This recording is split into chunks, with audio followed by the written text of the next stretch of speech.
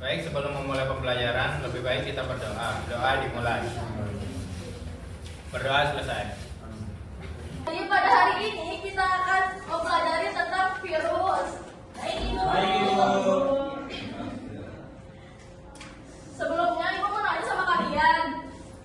Yang kalian lihat di gambar ini, yang kalian lihat di layar ini, gambar apa aja? Jadi pada hari ini kita akan mempelajari tentang virus. Baik Ibu. Sebelumnya Ibu mau nanya sama kalian. Yang kalian lihat di gambar ini, yang kalian lihat di layar ini, gambar apa aja?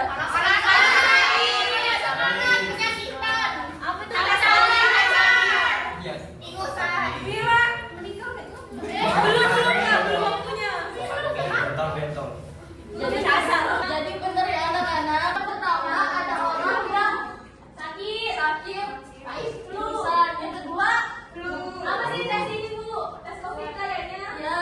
Yang ketiga ya betul Faiz. Kita sama Faiz. Selanjutnya kita akan membahas kenapa sih virus bisa menyerang manusia? Kenapa Ibu? Karena bakteri. Ya pintar Adel, Faiz. Ya pintar Nur. Selanjutnya Ibu akan membahas tentang tujuan pembelajaran. Yang pertama, peserta didik dapat mengidentifikasi ciri-ciri virus. Yang kedua, peserta didik dapat menganalisis proses replikasi virus. Yang ketiga, peserta didik dapat mendeskripsikan peranan virus. Yang keempat, peserta didik dapat merumuskan cara mencegah dan penyebaran virus. Yang pertama, virus itu berasal dari bahasa Latin yang berarti racun. Hal ini dikarenakan banyak sekali penyakit yang disebabkan oleh virus. Bahkan sampai saat ini masih banyak penyakit yang disebabkan oleh virus yang belum ditemukan obatnya. Selanjutnya ada ciri-ciri virus. Yang pertama, virus itu tidak memiliki bentuk sel atau seluler. Yang kedua, memiliki ukuran sangat kecil antara 20 sampai 300 milimikron. Maka dari itu virus dapat dilihat hanya menggunakan mikroskop elektron. Yang ketiga, tidak memiliki sitoplasma dan organel. Yang keempat, hanya memiliki satu jenis asam nukleat. Yang kelima, dapat dikristalkan. Yang keenam, bersifat parasit intraseluler obligat. Yang ketujuh, tidak dapat melakukan metabolisme sendiri. Yang kedelapan, bentuknya bermacam-macam. Selanjutnya ini ada bentuk-bentuk virus. Yang pertama itu ada helikal, yang kedua ada polihedral, yang ketiga ada serikal, dan yang keempat ada kompleks. Adapun struktur virus itu ada, yang pertama ada kepala virus yang berisikan DNA dan bagian luarnya diselubungi kapsid. Yang kedua ada kapsid. Kapsid itu adalah selubung terluar yang tersusun atas banyak protein yang disebut kapsomer. Yang ketiga ada layar virus yang berfungsi sebagai tempat penyangga kepala virus.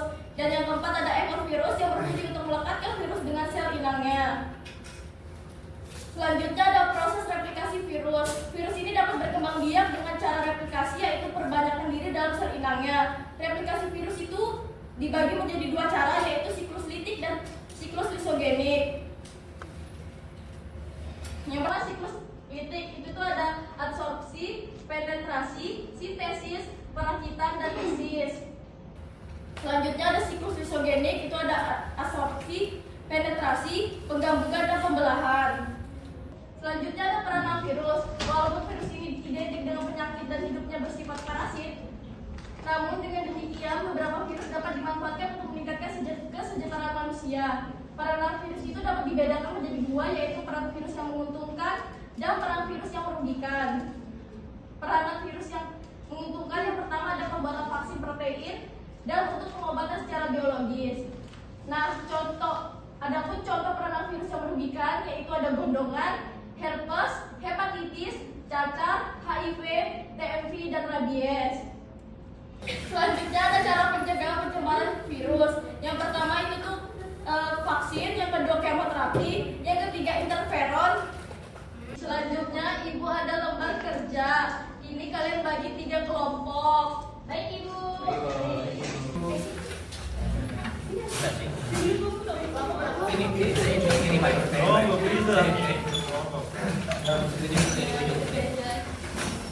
Ibu kasih waktu 15 menit cukup kak? Ibu.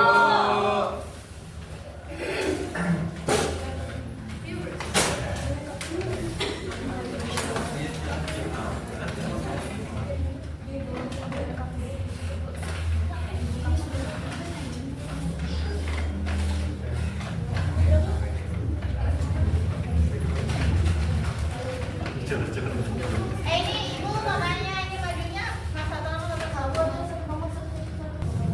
iya aktivitas 1, aktivitas 2, tiganya apa?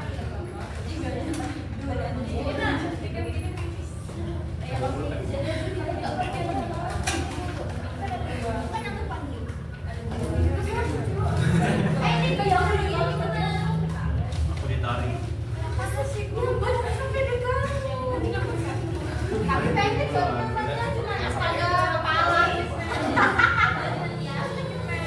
Sudah ada yang masukin pel, penjelasan, oh berpikir sudah apa? Iya nah, 3 sampai 1.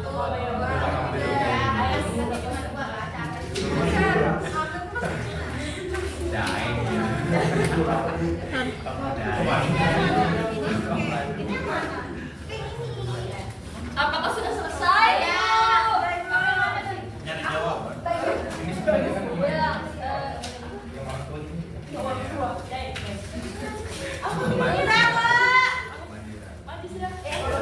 Sudah selesai, silakan maju Pak Ibu.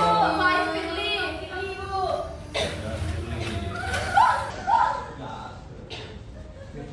Baik, kami dari kelompok 1 hasil diskusi kami tentang soal tokoh di atas merupakan Martius Biajerik. Apa kontribusi beliau dalam sejarah perkembangan virus?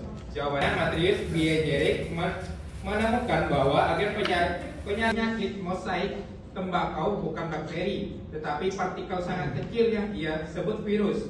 Ia menyebutkan bahwa virus banyak dapat berkembang biak di dalam sel hidup. Karena temuannya ini, ia dikenal sebagai bapak virologi.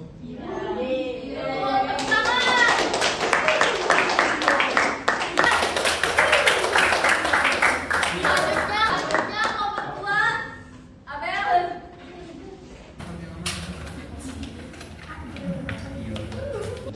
Jadi kelompok kami akan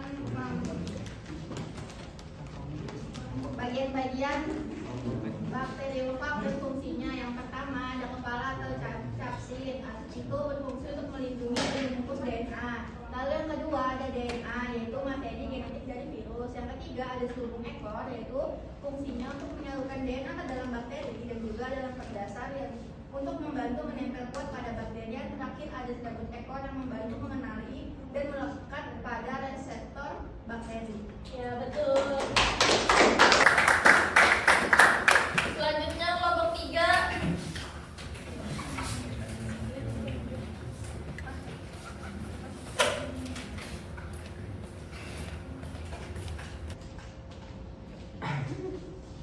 Selanjutnya pada gambar ketiga itu ada perbedaan daun litik dan juga daun lisogenik. Jadi perbedaannya pada daun litik, virus memperbanyak diri dengan cepat, lalu menyebabkan sel bakteri pecah atau disebut dengan lisis.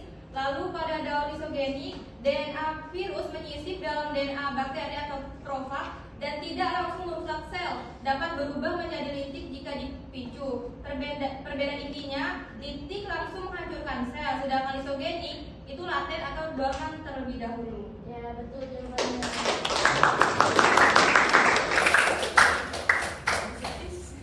Selanjutnya, Ibu ada evaluasi buat nilai mandiri kalian. Ini kalian kerjain dalam waktu 5 menit. Baik, Ibu. Baik, Ibu. Ya, terima kasih.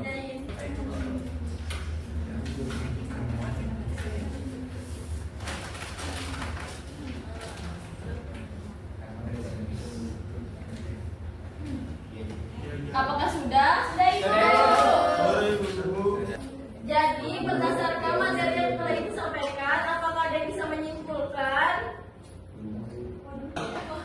Silakan Pak Is membaca kesimpulannya. Baik, kesimpulan pada materi tentang virus kali ini yaitu virus merupakan agen infeksius berukuran sangat kecil yang hanya dapat hidup dan bereplikasi di dalam sel inang.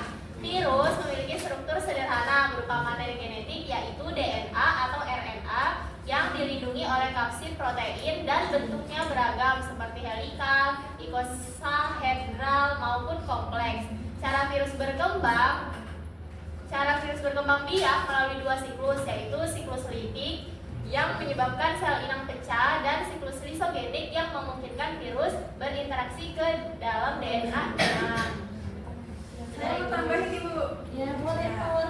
Walaupun banyak virus menyebabkan penyakit merugikan seperti influenza, herpes, TBC, HIV, rabies, gondokan, dan cacar, beberapa virus juga memiliki peran yang menentukan, misalnya dalam pembuatan vaksin, terapi gen, dan pengendalian hama pertanian. Ya, terima kasih Nur Faiz. Selanjutnya, Ibu punya kertas refleksi nih. Jadi, Ibu mau meminta ke kalian buat isi kertas refleksi ini bagaimana pembelajaran hari ini. Baik, Ibu.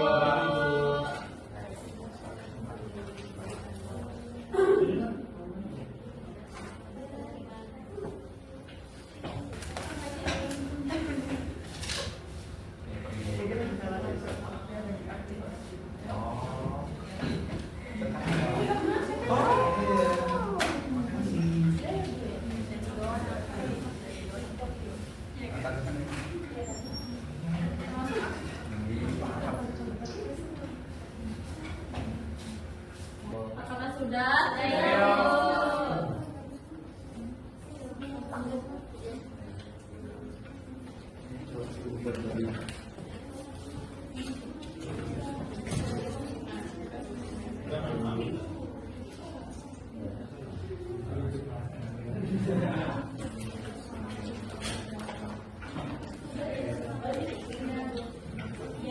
Baik anak-anak, pembelajaran hari ini kita cukupkan dulu ya. Sekian, terima kasih. Untuk Firly, ayo pimpin doanya dulu nak. Sebelum pulang, mari kita berdoa. Berdoa dimulai. Berdoa selesai. Ya, sekian, terima kasih. Assalamualaikum.